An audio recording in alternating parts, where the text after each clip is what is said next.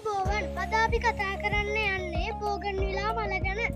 Bougainvillea මල ගාවට ගිහිල්ලා මම ඔයාලට බෝගන්විලා මල ගැන පෙන්නන්නම්. මේ තියෙන්නේ බෝගන්විලා මල. මේක දම්පාට බෝගන්විලා මලක්. මේ බෝගන්විලා ගහ පටන් ගන්න තියෙන්නේ මෙහෙම අත්ත ගියාම මෙහෙම ගිහිල්ලා අන්න අතන තමයි මේ තියෙන්නේ බෝගන්විලා පෙළේ. මෙතන මේ පෝච්චියත් කඩම්ම එක යනවා. ඒක ගිහිල්ලා යටට මුල් ගිහිල්ලා හැම ගහකම පස් ටික උරා ගන්නවා. පස්සේ ඔක්කොම වතුරයි හැම ගහකම උරා ගන්නවා. දැන් ඔයගොල්ලෝ දැක්කා නේද? මේක අවුරුද්දකට එකපාරක් නෙමෙයි හැම දවසම වගේ පේනවා. අපි බෝගන්විලා මල ගැන කළා ඉවරයි. දැන් අපි කරන්න යන්නේ වෙරළු ගහ ගැන. මං ඔයාලට වෙරළු ගහ පෙන්නලා මේක ගැන කියන්නම්. දැන් අපි වෙරළු ගහ ගාවට ඇවිල්ලා තියෙන්නේ. දැන් ඔයාලට මං ඒක ගැන පෙන්නන්නම්. මේ තියෙන්නේ කූඹි වගේ සත්තු ඒව වලට වහලා. දැන් ඒගොල්ලෝ ආයේ ගිහිපු නිසා මේකට මුකුත් වෙලා නැහැ.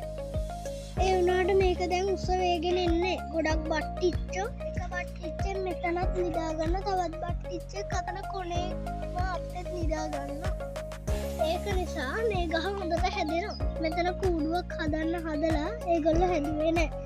කූඩු නෙමෙයි ඒගොල්ලෝ හදන්නේ. මෙහෙම කොළ දෙකක් මෙහෙම අල්ලලා තමයි හදන්නේ. ඒක හැදුවේ නැහැ.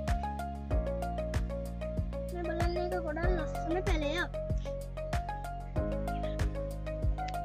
දැන් අපේ වෙරළු ගහේ වීඩියෝ එක ඉවරයි. වෙරළු ගහ ගැන අපි කතා කරලා ඉවරයි. දැන් අපි කතා කරන්න යන්නේ අපේ ගෙදර සුපිරිම නුග පැලේ ගැන. අපි මේ නුග පැලේ ගැනත් මං ඔයාලට පෙන්නන්නම්. මං මේ නුග පැලේට ගොඩාක් ආසයි. දැන් මං නුග ගහ ගාවට ඇවිල්ලා ඉවරයි.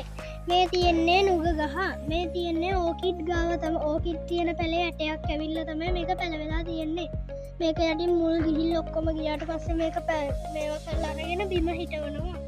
අපේ තාත්තා කියන එක බට් කරනවලු. මම බට් කරන්න දෙන්නේ නැහැ ඒ වුණාට. මේක ලොකුවට හැදුවම තමයි කුරුල්ලෝ කූඩු බැඳලා ලස්සනට තියෙන්නේ. ඔයගොල්ලන්ට පේනවද මේ කොලේ සයිස් එකෙන්ම ඔයගොල්ලන්ට අඳුර ගන්න පුළුවන් මේක කොච්චර ලොකු වෙන පැලයක්ද කියලා. මෙන්න බලන්න කොලේ ලොකු. එතනින් තමයි පැල වෙලා තියෙන්නේ. මේ තියෙන්නේ ඒකේ මුල් නෙමෙයි. අතුලේ තමයි ඒකේ මුල් තියෙන්නේ. දැන් අපේ වීඩියෝ එක අවසන්. දැන් අපි ඔබෙන් සමු ගන්නවා. නැවත